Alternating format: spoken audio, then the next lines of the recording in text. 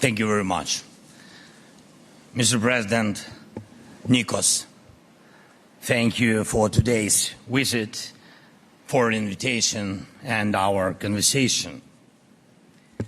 First of all, what I want to say, we are grateful to Denmark for its presidency, and we respect its territorial integrity and sovereignty. And we appreciate the beginning of Cyprus presidency, and we respect its territorial integrity and sovereignty. We are Ukraine. Please respect our territorial integrity and sovereignty. And dear Mr. President Nikos, Ursula, Antonio, our friends, thanks for today's meeting. Dear Maya, Presidents and Excellencies, I'm glad to be here as Cyprus begins its presidency of the Council of the European Union. And this is a presidency we all expect a lot from. For Ukraine, this moment is really very meaningful, just as it is for Cyprus, a member state that unfortunately remains divided but committed to lasting peace and is fully equal in Europe. And a country that may be smaller in size but has an equal voice in European institutions.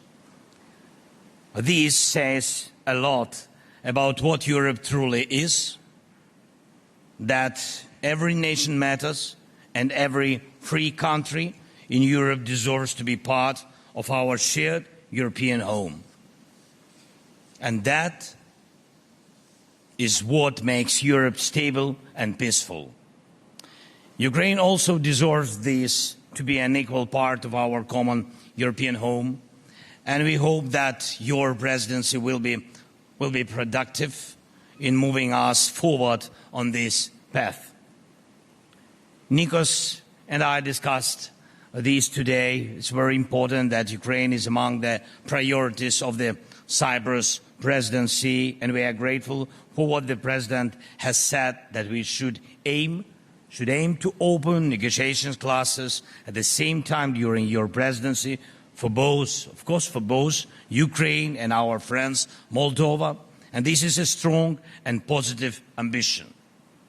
And during your presidency, we hope to see the start of the implementation of the 90 billion support package for Ukraine, funding that strengthens our resilience, and with it, the resilience of all Europe.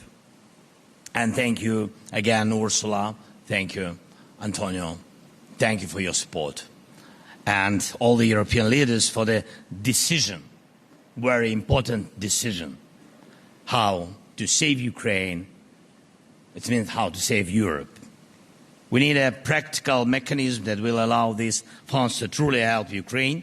This mechanism must be designed not to create problems, of course, but to reduce the challenges we already face. And we are doing everything required on our side in the negotiation process. And we expect that no additional or excessive demands will be placed on Ukraine.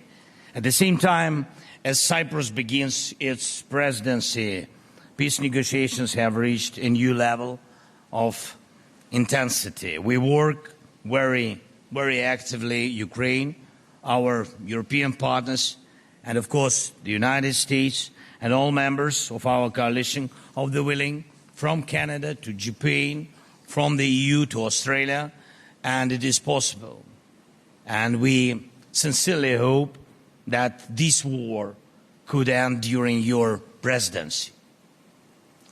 And of course, only if enough pressure is put on the aggressor. And we all understand how wars like this one, Russia's war of aggression against Ukraine, our people, our children, come to an end. And when pressure is strong enough to exhaust the source of the war, peace comes. That pressure exists now, and the EU plays a key role in maintaining it. And I thank you for your willingness to help. Sanctions on Russia, support for Ukraine, strengthening our defense together, all of this works for peace, of course. And we have discussed at the EU level, within the coalition of the willing, and in our bilateral work with Cyprus, that sanctions need to be upgraded.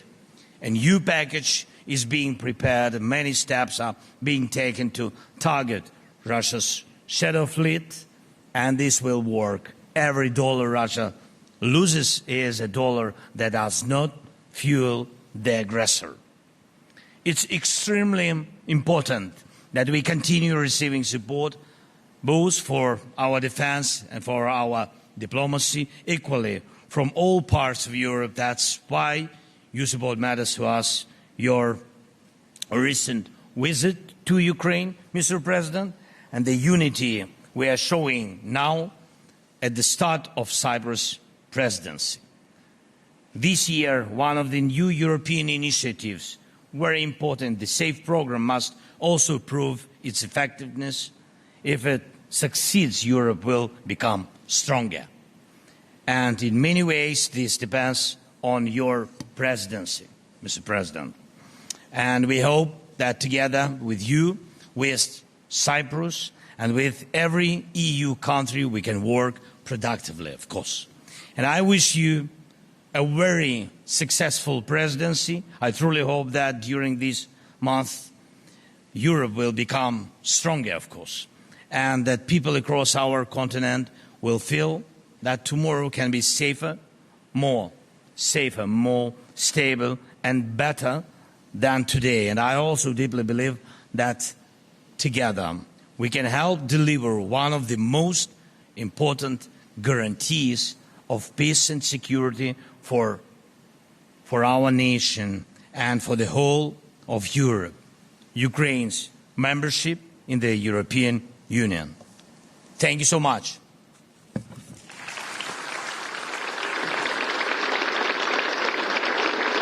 Κυρίες και κύριοι, καλούμε στο βήμα για να απευθύνει χαιρετισμό τον εξοχότατο πρόεδρο του Ευρωπαϊκού Συμβουλίου.